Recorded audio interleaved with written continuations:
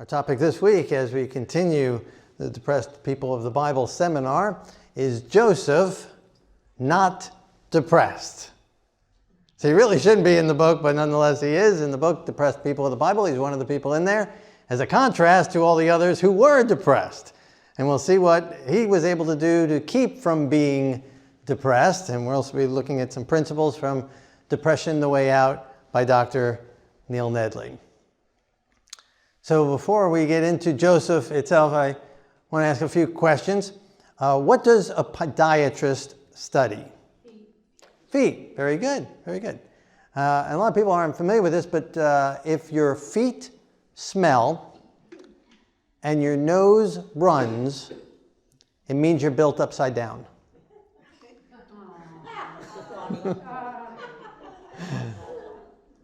How about a cardiologist? What does a cardiologist study? The heart. This is a smart group. Boy, I'll tell you that. This is amazing. All right, how about a psychologist or a psychiatrist? The mind. Okay, all right. Very good. 3 for 3. Now, what is the mind? That's a good one. It's not mine.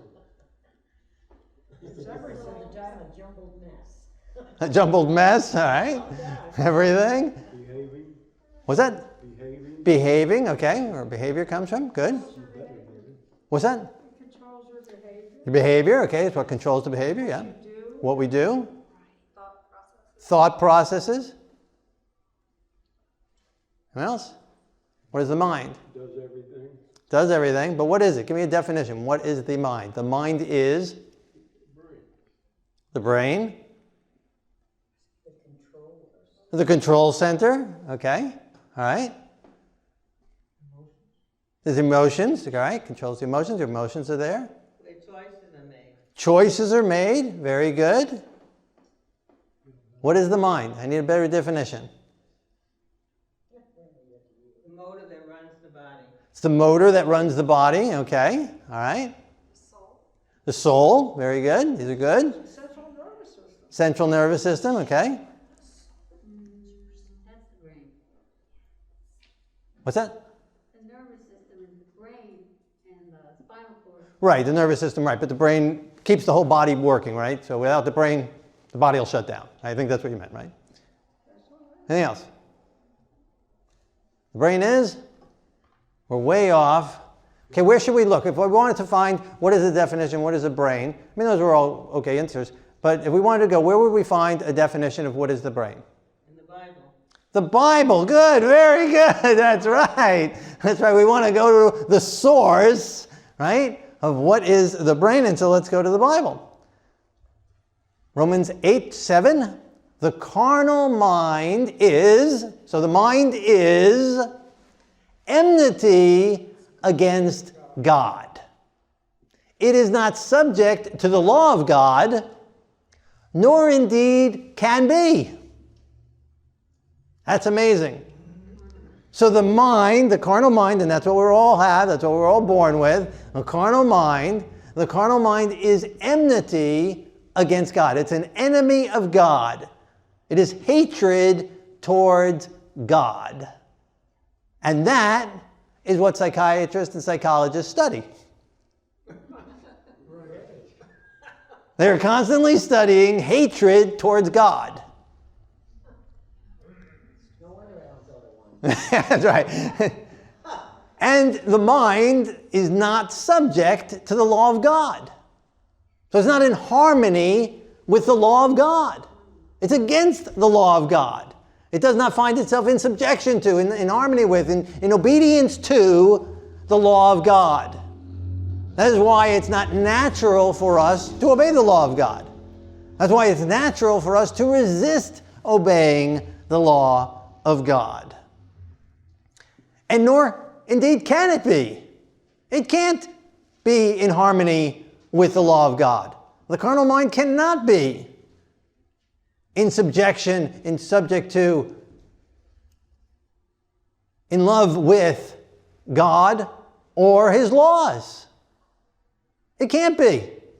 And so every attempt at behavior modification. See, when we used to be in a biblical literate country with a vast majority reading the Bible, going to services, in tune with, or at least leaning towards, in favor of the Bible and spiritual, biblical truths, there were some morals that were common. And so they would use that as the standard, and so when they would meet someone who was not living that standard, they would try and modify the behavior so that it would be socially acceptable to the rest of society. But the Bible tells us it can't be. It won't work. Just trying to change the behavior is not enough. It will not work. It still will not be subject to, it still not will be happy, it still will not will be in harmony with God or the love of God, because the carnal mind will always be enmity against God. That's why they don't have solutions. That's why they're constantly changing the solutions. That's why they're constantly changing the definition of morals and what is right and what is wrong. Because they're studying something that is totally broken and corrupt. And so instead of trying to change it, they've gotten to the point where they say, well, let's now just go along with it. Which is what they did. That's what they're doing. The carnal mind says that that person thinks they're a duck. And so then we all have to say they're a duck. And we all have to believe they're a duck. And make believe with them that they're a duck. Because that's what their mind says. Because that's all they're studying. All they're studying is a corrupt mind, a carnal mind that is against God and resistant to God and resistant to God's law and resistant to God's truth. And so they have no standard, and they see that trying to change it doesn't work. And so they've given up trying, and so now it's just accept it. Whatever the mind says, whatever the person believes, whatever the person wants, it's okay. That's what now has become the new normal, which is not biblically normal or healthy or good in any way, shape, or form. And this is why. But that is what they study. Genesis chapter 6, verse 5. Back to almost the very beginning. Genesis 6. The Lord saw that the wickedness of man was great in the earth, and that every intent of the thoughts of his heart was only evil continually. That is a pretty amazing verse. And that wasn't just for then, that is from then, before then, and since then. A definition of the heart, the mind, the thoughts, humanity. Wickedness of man is great in the earth. That every intent, every purpose, every desire, every of his thoughts are only, all the time, only evil, continually. Cannot do good, is not good, it will never be good. Continually. From birth to death, even all our righteousness is as filthy rags. Every even good thought or good, so-called good thought or good deed is wrapped up with selfish motives and is still against God and against His law. And this is what they're studying. So it's broken. It's wicked. Every intent. Only evil continually. It's like if I gave you a bunch of broken parts and I told you to put them back together, you never saw what it's supposed to look like to begin with. You have no idea, and neither do I, of what it was supposed to do, what it's for, what its purpose is for. Would you be able to put it together? Is it supposed to run on 110 or 220 or 240? Or is it supposed to run on gas or diesel? Is it supposed to run at all? Is it just supposed to sit there and be an ornament? Which part goes where? What connects to what? You have no idea. You never saw a working model. And all you have is broken pieces. And that's what they have to work with. They're looking at broken minds continually, never having seen a working mind, because all humanity all our thoughts, every intent is only evil continually. So they have no solution. They can't put it back together. And that's the dilemma that they're in. And that's why the principles that we're looking at from Dr. Nedley's book, Depression, the Way Out, and Depressed People of the Bible, is under a different paradigm altogether. It's not studying the human mind. Another text along this line from Jeremiah 17, verse 9.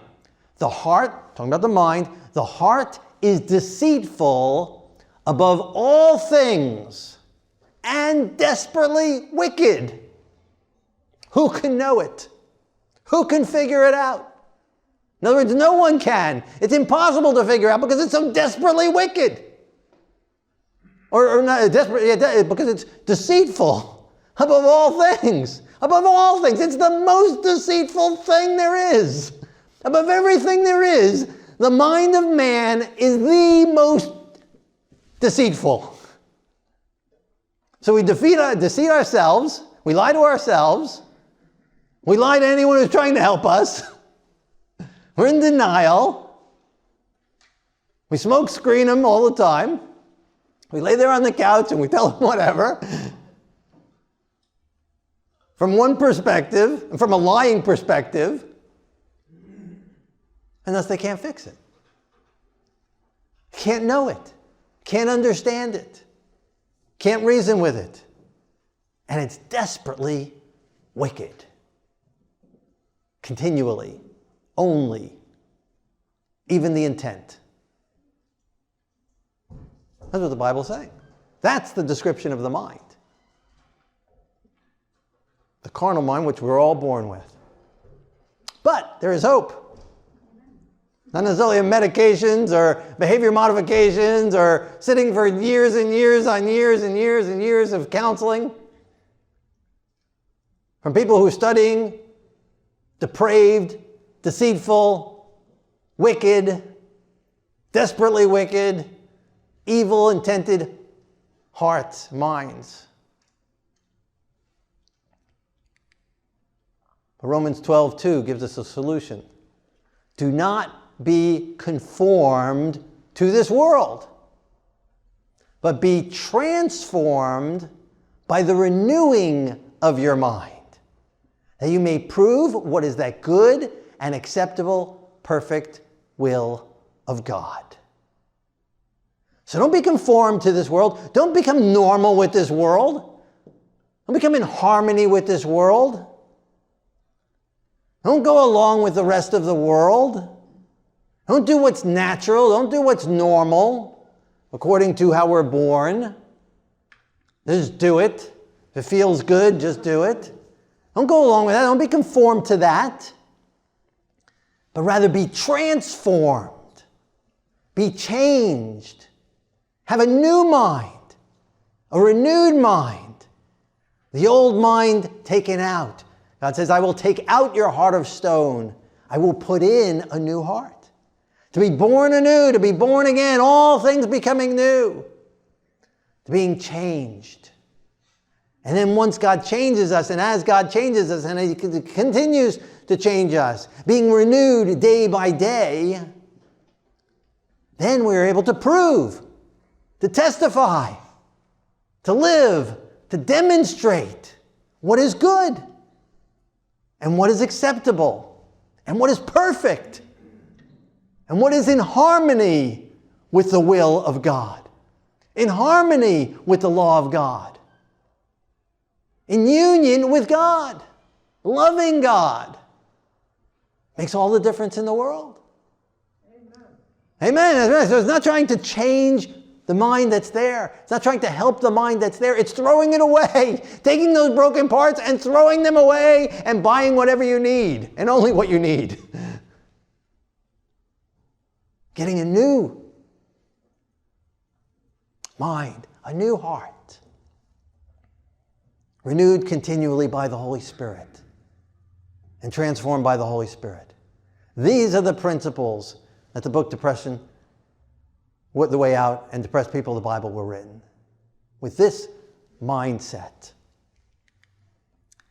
Philippians 2, verse 5. Let this mind be in you, which was also in Messiah Yeshua. What a powerful verse. What a wonderful verse. What a wonderful promise. Now, why would he say, let this mind be in you if the mind that we have is okay? Right? But it's not okay. So in order to make room for his mind, the mind that we're born with has to be removed and taken away and thrown away. Crucified with him. Buried in the tomb with him. Destroyed and killed. No good. It can't be helped. Can't be fixed. Can't be modified. But have a new mind. A transformed mind. His mind placed into us. With his desires. With his thoughts. With his power. With his goodness. That is what makes the difference. That is where it's powerful. That is the goodness of God. Now, in this verse it says, let this mind. That's a pretty passive word. Just let. Allow. Right? Don't resist it. Don't push it away. But let. Surrender. Receive the will of God. The mind of God. The heart of God. And so we do that by surrendering, dying to self, letting go of our carnal nature, of our evil desires through confession, accepting our death in Messiah, which he has already done for us, by choice, by faith, and then receiving and accepting of his mind, of his spirit. Accepting his forgiveness, accepting his cleansing, accepting his removal of the carnal heart, the carnal nature, and then the receiving of his spirit with the new mind, with the new thoughts, with the new desires on a day-by-day basis. Dying daily and born anew daily. Being born afresh daily.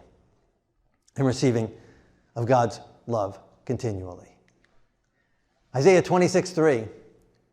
You will keep him, talking about God, God will keep him in perfect peace whose mind is stayed on you because he trusts in you. So it's keeping the mind, the renewed mind, stayed on the Lord. And we will have that perfect peace. Without fear, without confusion, without worries, without anxiety, without despair. Perfect peace by keeping our mind stayed on the Lord. So let's get into Joseph, because we see this is what Joseph did, and this is why Joseph was not depressed. Even though, as we'll see, he had very good reason to be depressed, but he did not. We have his whole life. About 20 chapters from his birth to his death. That's more than most people in the Bible. 20 chapters, long chapters. And so we have the account of his birth, or the recording of his birth, and then we have his history recorded for us. And in that we have no record of him experiencing clinical depression. I have no doubt he had his moments of despair, but anything that would have been worthy of noting, it would have been in the Bible. As we've seen for other people who don't have nearly as much time span written about them. Such as Jonah, really, we only have within 1 year, no doubt, everything about him, and it discusses his depressions, and then we have others as well that we've looked at. The Bible doesn't withhold anything from us that we need to know. It told us about David and Moses and Elijah and so many others that we've looked at. And yet in all these verses, no description of Joseph being depressed. Why? That's what we're going to look at. How did he do it? So, starting in chapter 37, well, we're jumping in on his life here. So, already, before we get to chapter 37, He's born under difficult circumstances. He's born into a family that has 4 mothers and with lots of brothers that don't get along, and they have to move a lot. They were with Laban and chased by their uncle, and then later on chased by their other uncle, and with their father's life is threatened, and their lives are threatened. And so a lot of turmoil all in his young life. His mother dies at a young age, giving birth to his biological brother, his full brother. And so a lot, and then being raised by one of these other, or all 3 of the other mothers that are left. And those are the kind of circumstances that he was raised on. And then as a teenager, no doubt, or maybe a little older, we start up in chapter 37, verse 23. I guess another point I should make before we read that, sorry. We're not going to be able to cover 20 chapters here, right? So read it in the Bible yourself. That's where you'll get the whole picture, the full picture. We're going to skim it really quickly. So just jump in verses to just hit the highlights and what pertains to our discussion today of how was he able to not be depressed. Okay, so now with that, Genesis 37, verse 23. Chapter 37, verse 23. When Joseph had come to his brothers, they stripped him of his tunic, the tunic of many colors that was on him, and cast him into a pit, and sold him to the Ishmaelites. And they took Joseph to Egypt. Chapter 39, verse 1. Potiphar bought him from the Ishmaelites. So that's not a great situation either, rejected by his brothers, after all the other stuff I already mentioned. And so he's going out there to try and help them out, and they throw him in a pit, planning to kill him. And then they decide to sell him as a slave. And he's carted off all the way down to Egypt and then sold into slavery. Horrible, horrible. So the amount of separation and loss and grief that he just is going through at this point, and the unknown, the future, and he's facing all of this. And the Lord was with Joseph, and he was a successful man.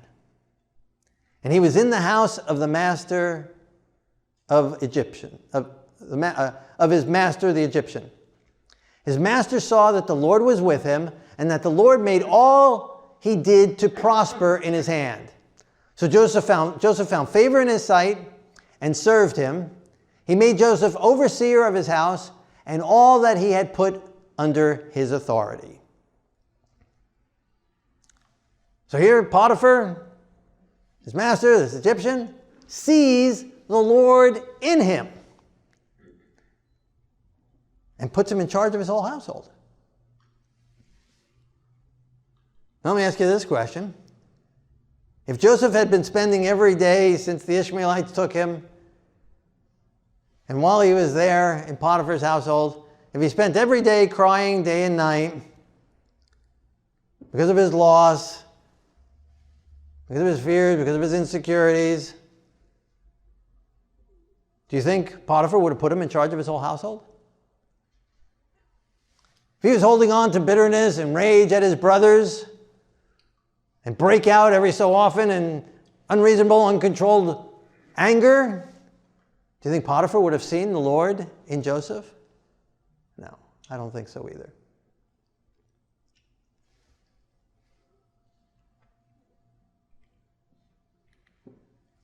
Then, chapter 39, verse 7, his master's wife cast longing eyes on Joseph, and she said, "Lie with me," but he refused.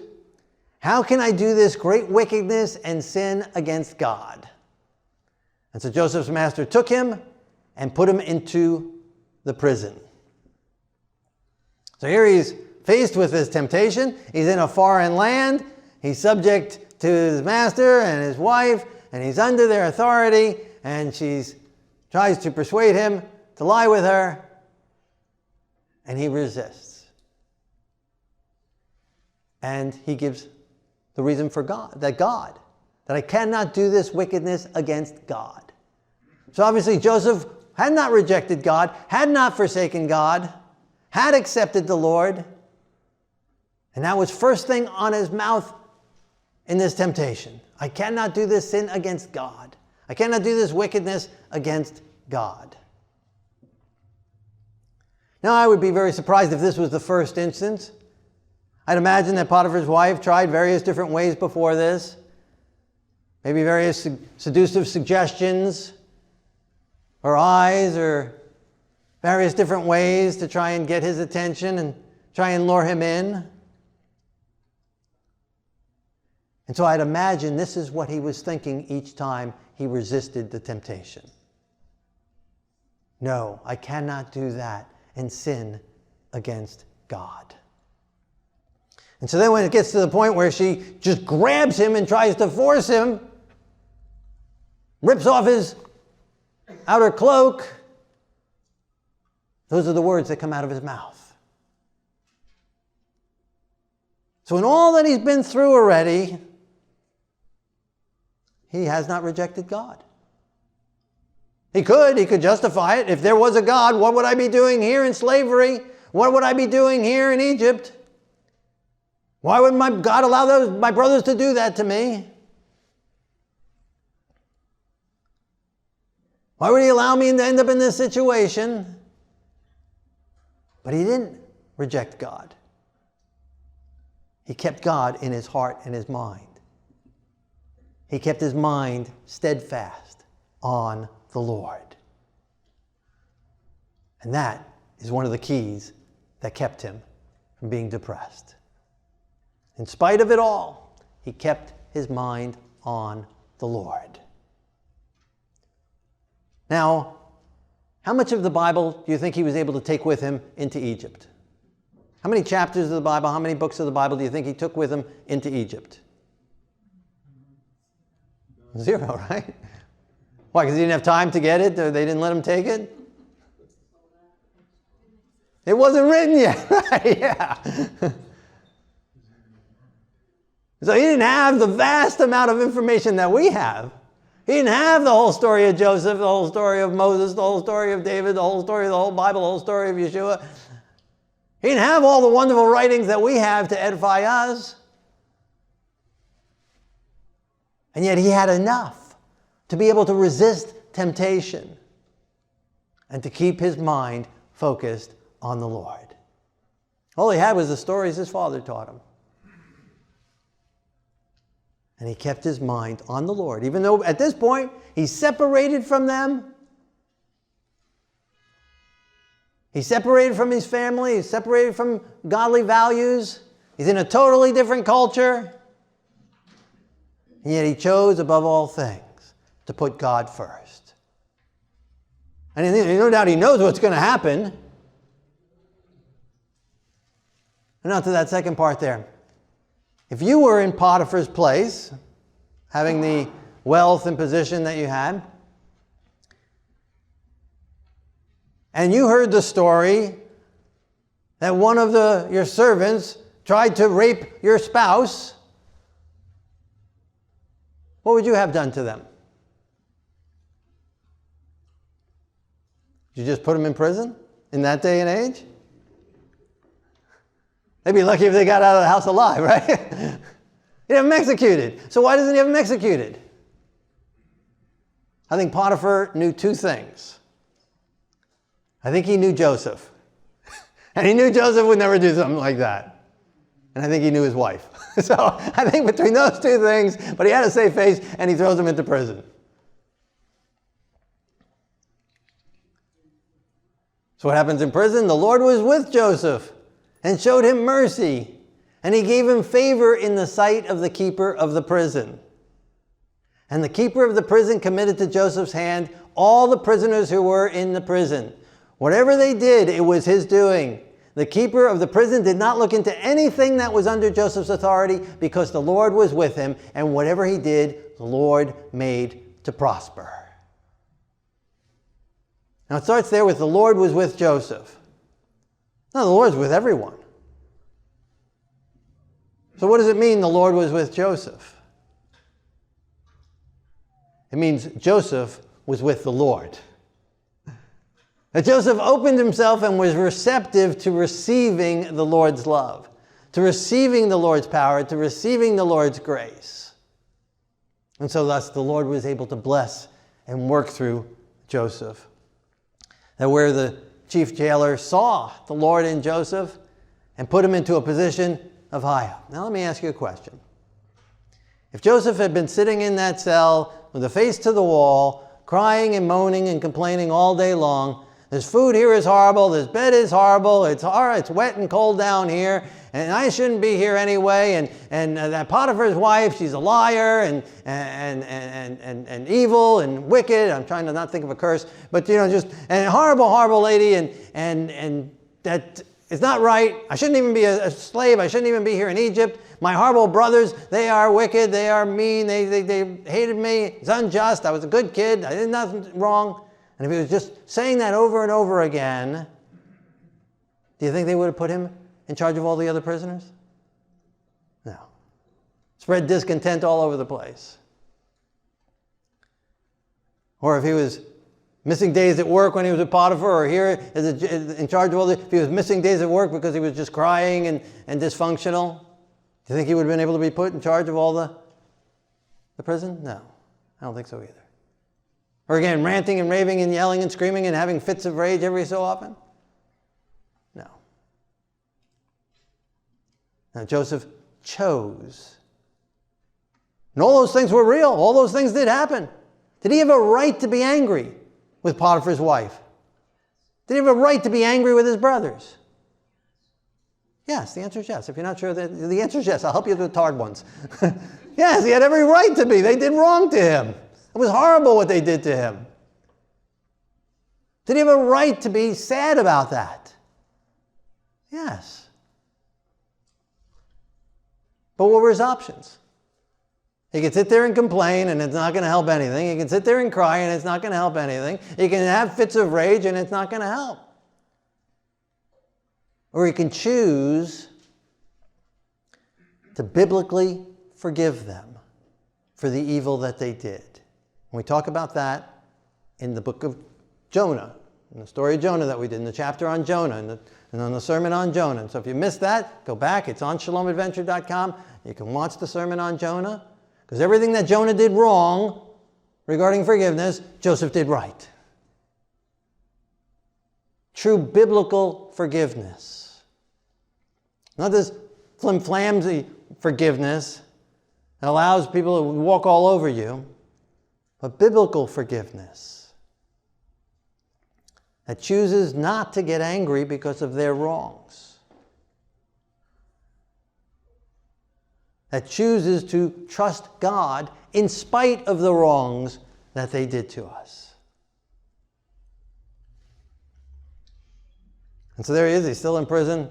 Then chapter 40, verse 2, Pharaoh was angry with the chief butler and put him in the prison where Joseph was confined. The butler had a dream, and Joseph said, "Do not interpretations belong to God?" The chief butler told his dream to Joseph. Joseph said, "This is the interpretation. Within 3 days, Pharaoh will restore you to your palace." So here again, Joseph's openly talking about God. And now at this point, he's been there for years. Maybe a decade at this point, between slavery and prison. And he's still talking about God. He's still giving glory to God. If any interpretation of any dream is able to be given, it's because it comes from God. He's testifying. In spite of, he's living in an area where they believe in all other kinds of gods, not in his God. And he's a prisoner, and he's a foreigner. He's a convict and a slave. And yet he's still testifying to the Lord God who created the heavens and the earth, who's above all humanity, who gives the interpretation of dreams. And he interprets the dream for the butler.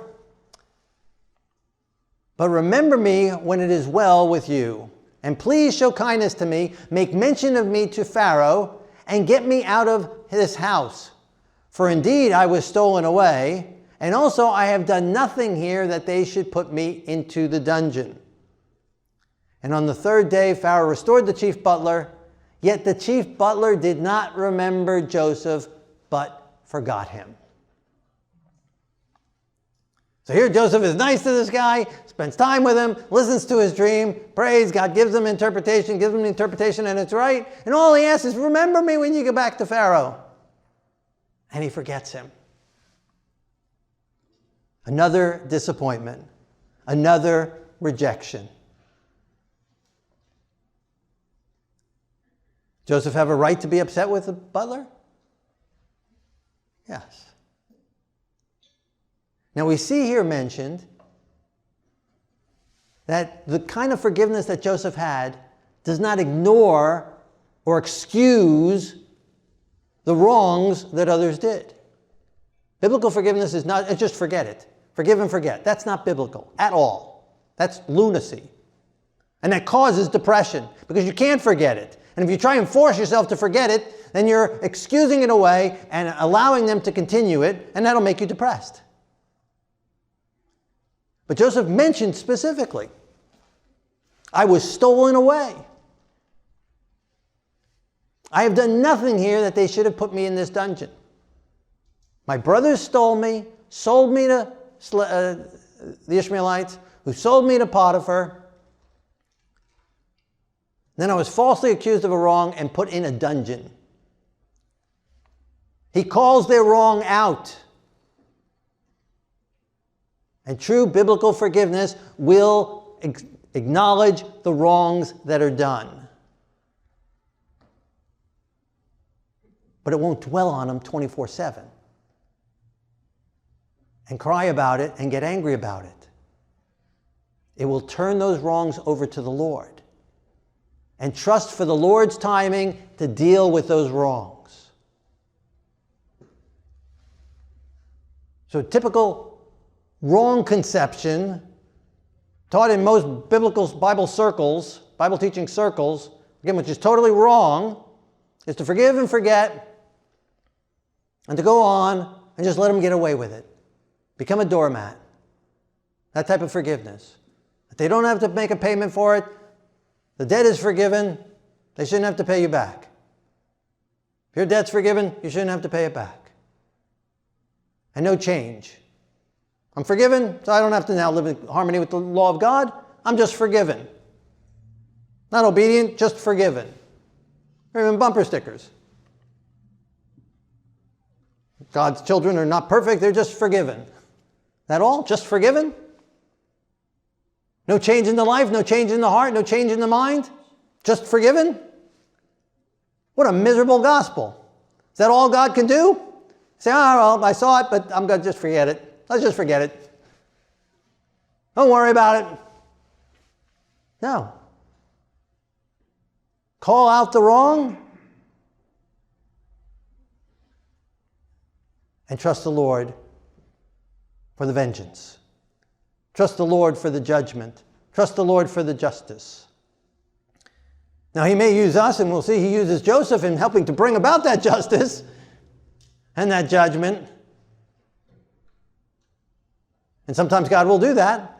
Sometimes you might have to get a lawyer. Sometimes you might have to call the police. Sometimes you may have to appear in court. Sometimes you might have to demand your rights. But don't let it become all-consuming, and don't let it become out of revenge, out of anger, but out of justice. What is right, to do what is right, to keep them from doing that again to someone else, to keep them from doing that again to you. Justice. So a lesson can be learned. Not just merely just for punishment and the release of anger.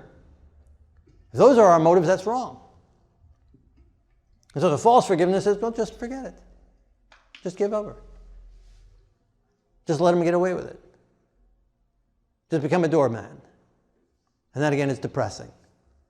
And so then we just suppress it and suppress it and suppress it.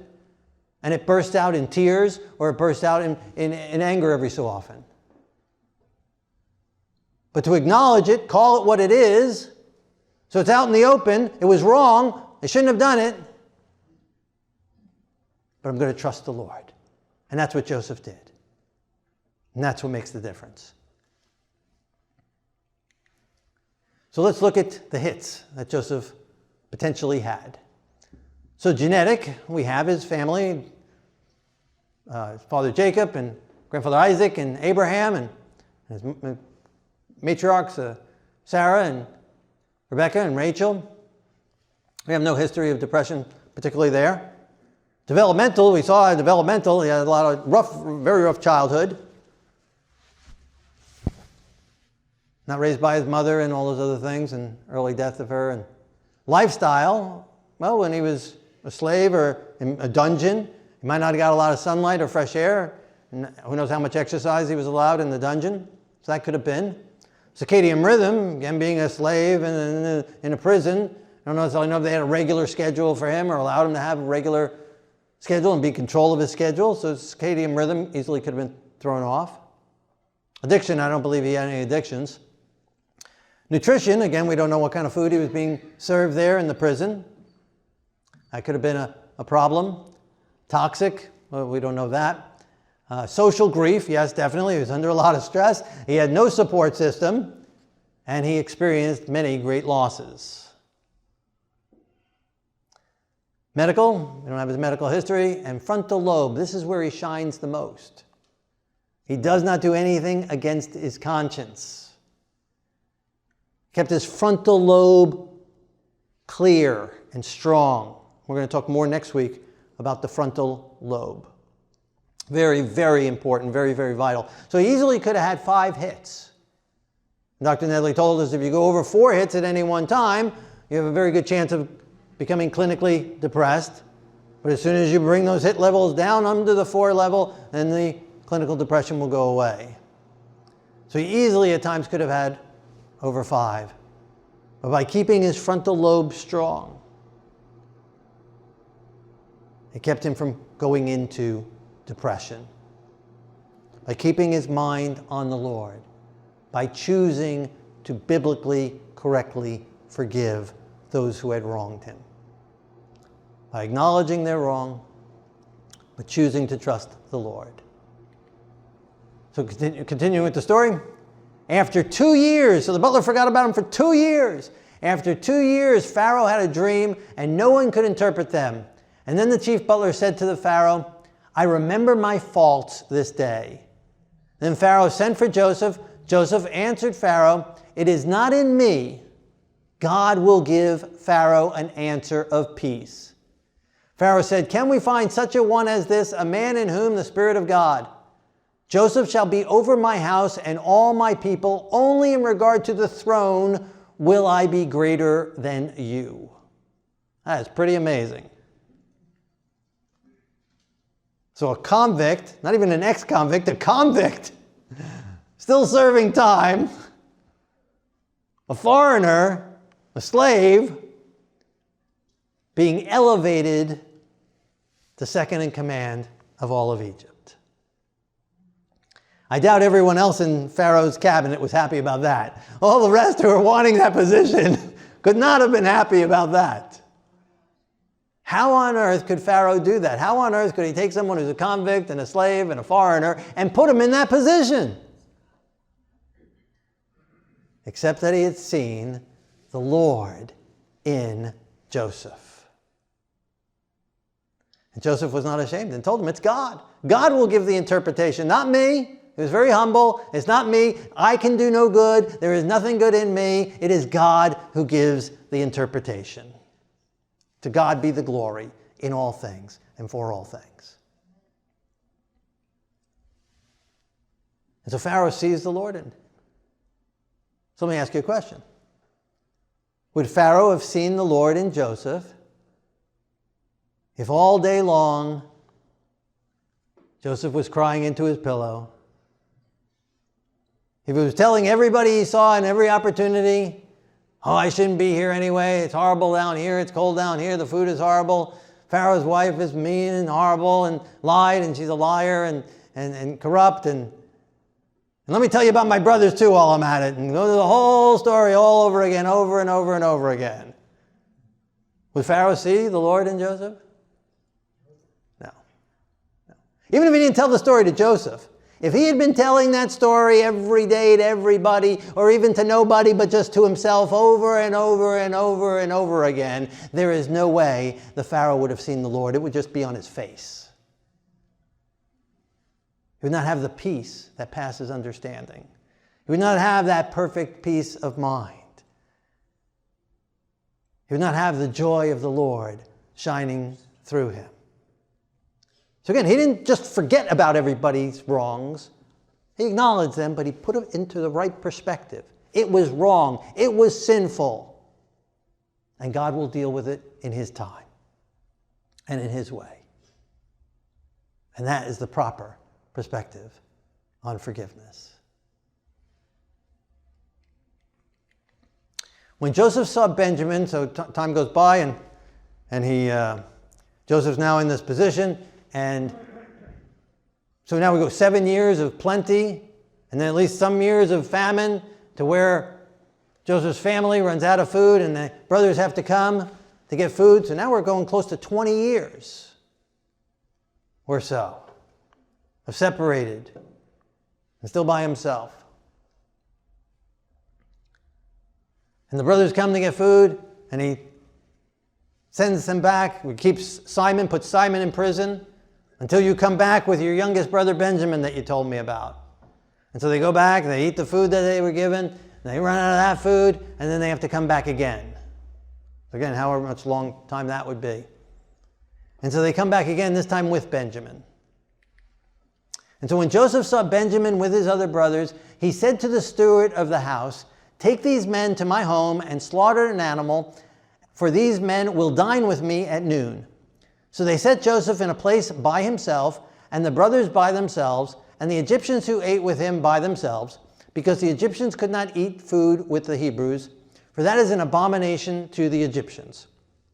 Now I'd imagine most times that Joseph's story is told, this verse is just kind of skimmed right over, not even thought about. But for our purposes, I think it's very significant. So let's look at it again, the bottom part here. Verse 32. They set his servants, they set Joseph a place by himself, and his brothers by themselves, and the Egyptians who ate with him by themselves, because the Egyptians could not eat food with the Hebrews, for that is an abomination to the Egyptians. So even though Joseph is second in command of all of Egypt, he's still eating all his meals alone for 20 years. Now you may eat most of your meals alone, but all your meals for 20 years?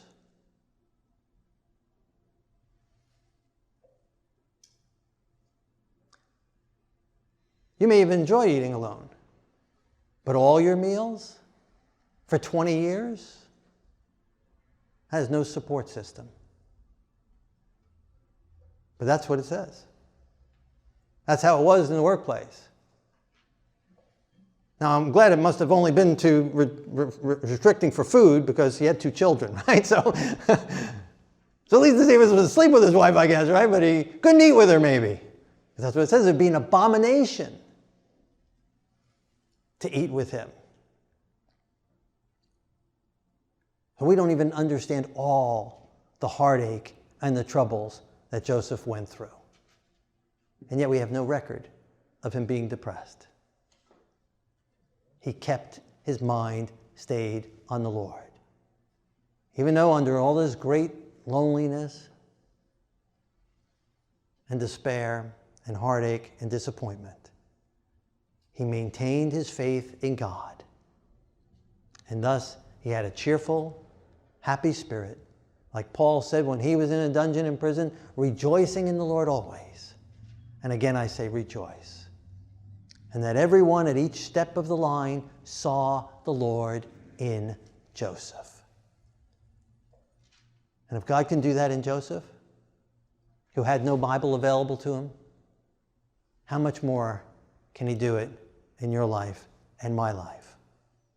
No matter what circumstances we're under, and no matter what we've gone through.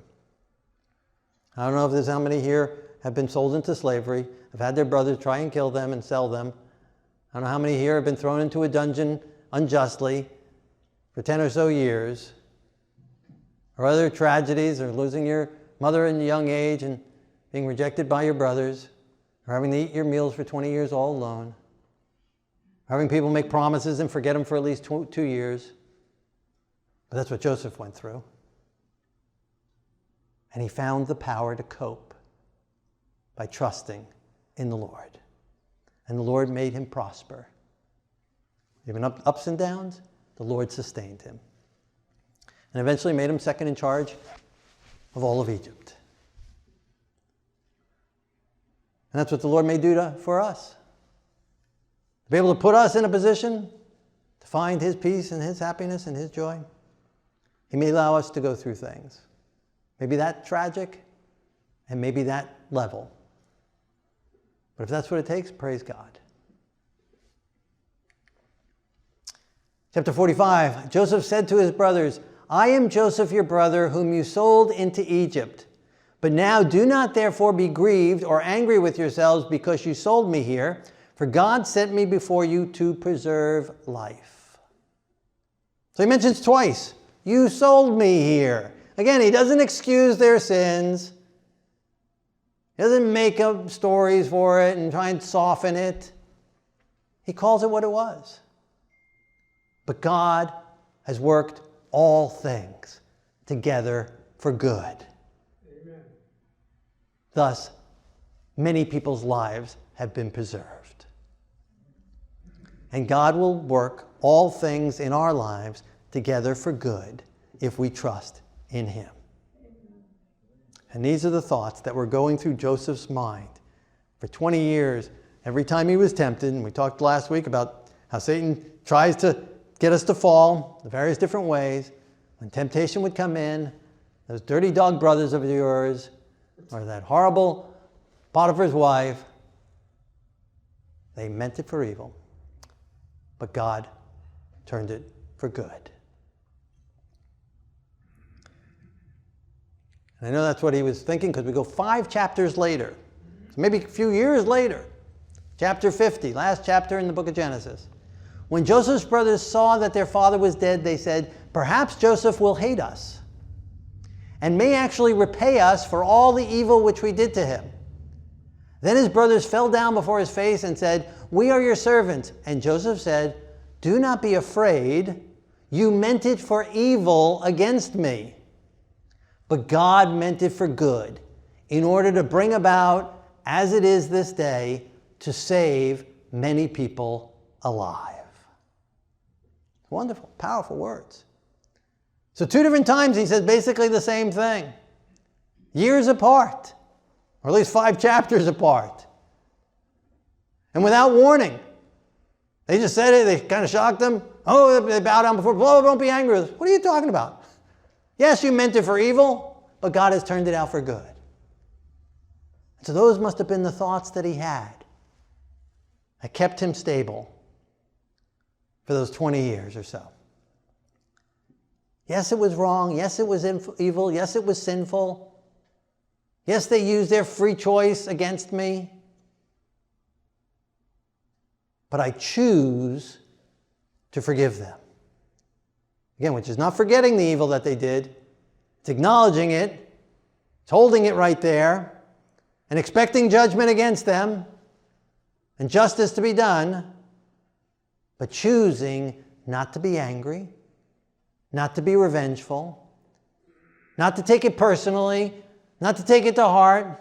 Not to become overwhelmed by it. Not to become depressed and crying over it. But trusting the Lord. He must have a plan. If God allowed it, he's got a plan. Might not have been God's will. It might not have been what God wanted to happen. I doubt God wanted him to go through all of this. But God was able to use it to bring about the salvation of many souls. And all the tragedies we've gone through, all the temptations that we've gone through, all the problems that we've gone through, God is able to work them all out together for good to those who love God, those called according to his purpose. And we choose to trust him. We choose to keep our mind focused on him. He will renew our minds and give us his perfect peace. And that's what kept Joseph from being depressed. Trusting the Lord, surrendering it to him, and waiting for God to bring out that justice and judgment. And so he held his brothers accountable. They suffered. Again, Simeon was in prison for a while.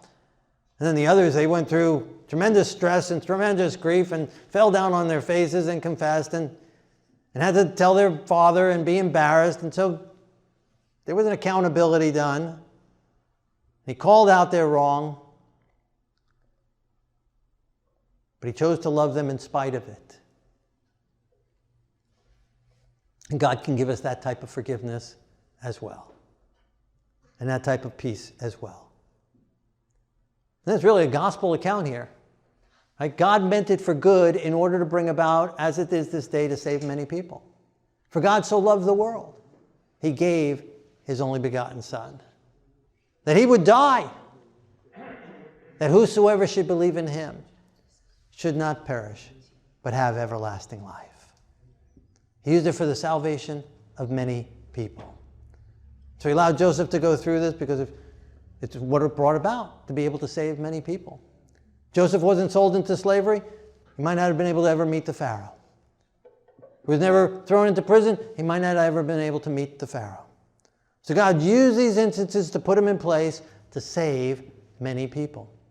If Joseph wasn't in that place, his family might have died. The Messiah wouldn't have been able to come through that line. So God has a purpose and a plan. And I don't know what the purpose and plan or why he allowed you to go through what you went through and have gone through in your life. But I know that God will take their evil, even if it was meant for evil, and work it out together for good. And that he will bring justice, he will bring judgment in his time, in his way. Trust in the Lord. Wait upon the Lord. Patiently wait upon the Lord. Whether it's 2 years waiting for the butler to remember you, or whether 20 years for it to come about that you get to see your father again and see your brothers again. It might not be on this earth that we see it. It might only be in eternity. But God is in control if we allow him to be. And trust in him. Okay, so talked about psychiatrists and psychologists before. So I want to show a little video of my favorite psychiatrist. You might know him. It's Dr. Bob Newhart. Dr. Switzer? Yes, come in. I'm just washing my hands. I'm Catherine Bigman. Janet Carlisle referred me. Oh, yes. Fear of being buried alive in a box. Yes, that's me. Should I lay down? Oh, no, we don't do that anymore. Just have a seat. And let me tell you a bit about our billing. I charge $5 for the first 5 minutes. And then absolutely nothing after that. How does that sound? That sounds great. Too good to be true, as a matter of fact. Well, I can almost guarantee you that our session won't last the full 5 minutes. Now, we don't do any insurance billing, so you would either have to pay in cash or by check. Wow, okay. And I don't make change. All right. And go. Go. Well, What? tell me about the problem that you wish to address. Oh, okay. Well, I have this fear of being buried alive in a box. I start thinking about being buried alive and I begin to panic. Has anyone ever tried to bury you alive in a box?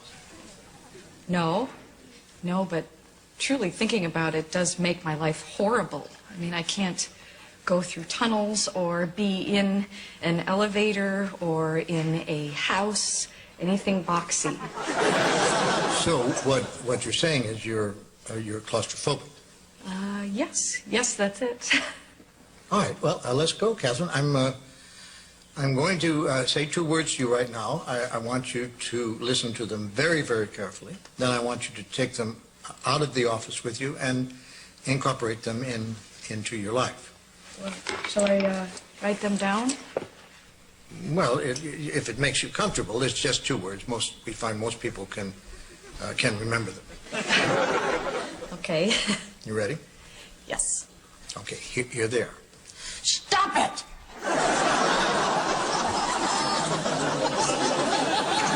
I'm sorry? Stop it! Stop it? Yes, S-T-O-P, new word, I-T. So, what are you saying? You know, it's funny. I say two simple words, and I cannot tell you the amount of people who say exactly the same thing you're saying. I mean, this is not Yiddish, Catherine. This is English. Stop it. So, I should just stop it. There you go. I mean, you don't want to go through life being scared of being buried alive in a box, do you? I mean, that sounds frightening. It is. Then stop it. I can't. I mean, it's been with me since childhood. No, we don't go there. Just stop. So, I should just stop being afraid of being buried alive in a box. You got it. Good go. Well, it's only been 3 minutes, so that will be $3. Actually, I only have a 5, so Well, I don't make change. then I guess I'll take the full 5 minutes. Fine. All right. Well, what other problems would you like to address? I'm bulimic. I stick my fingers down my throat. Stop it! What are you, a nut of some kind? Don't do that. But I'm compelled to. My mom used to call me fatty. No, we don't go there. But I've been having this dream. No, we don't go there either. But my horoscope did say... We definitely don't go there. Just stop it. What else? Well, I have self-destructive relationships with men. Stop it! You want to be with a man, don't you? Yes. Well, then stop it. Don't be such a big baby. I wash my hands a lot. That's all right. It is? I wash my hands all the time. There's a lot of germs out there. Yeah, don't worry about that one. I'm afraid to drive. Well, stop it! How are you going to get around? Get in the car and drive, you kook. Stop it! You stop it! You stop it! What's the problem, Catherine? I don't like this. I don't like this therapy at all. You're just telling me to stop it. And you don't like that? No, I don't. So you think we're moving too fast? Is that it? Yes. Yes, I do. All right, then let me give you 10 words that I think will clear everything up for you. You want to get a pad and a pencil for this one? All right. Are you ready? Mm-hmm. All right, here are the 10 words. Stop it or I'll bury you alive in a box!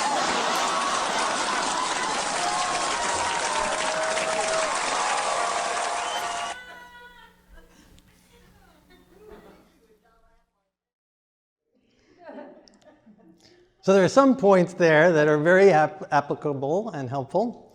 And there are some that he's missing a point, a very important point, because as we read, the carnal mind cannot be in harmony with and subject to the law of God and God.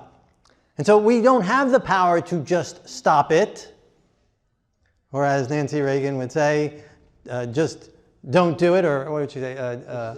Just say no, right? Thank you. Just say no. We don't have the power in and of ourselves in our carnal mind to just say no.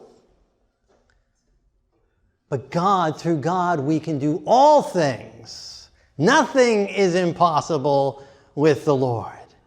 And so if he would have added that on, in the name of the Lord, by His power, by His grace, I choose not to do that.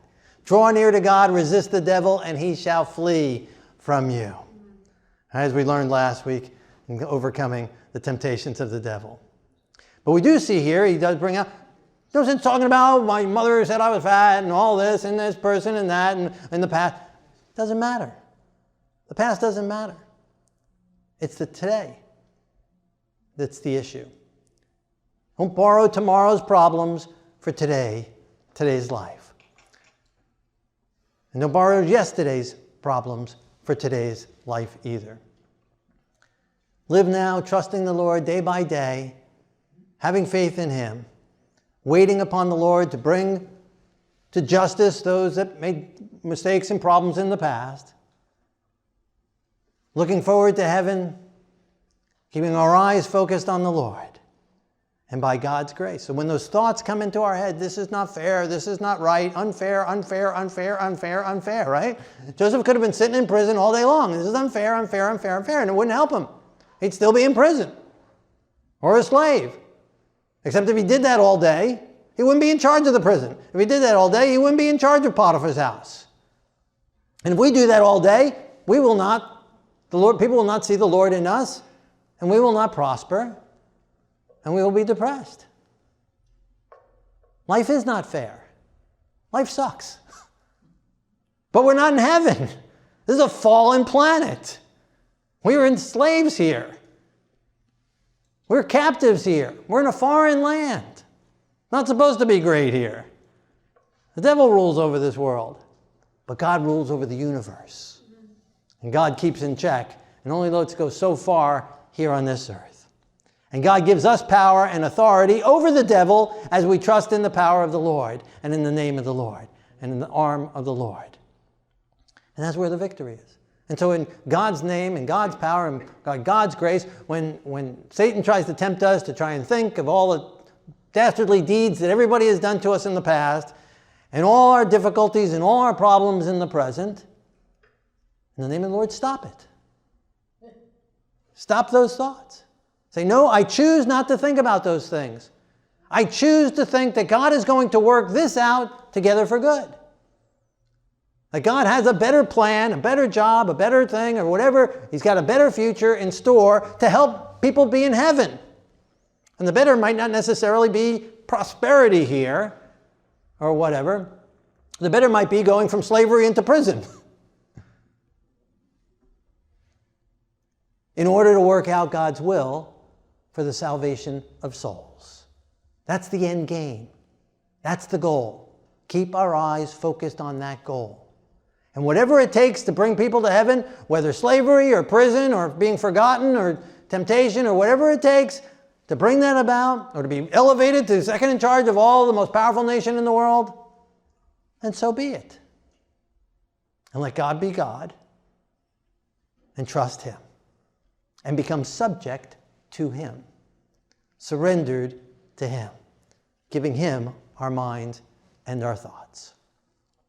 So, if you've been rehearsing over and over again in your mind and with your mouth some wrong that someone has done to you, and if you're now willing to let God stop that pattern, ask God to bring every thought into captivity to the obedience of the Messiah.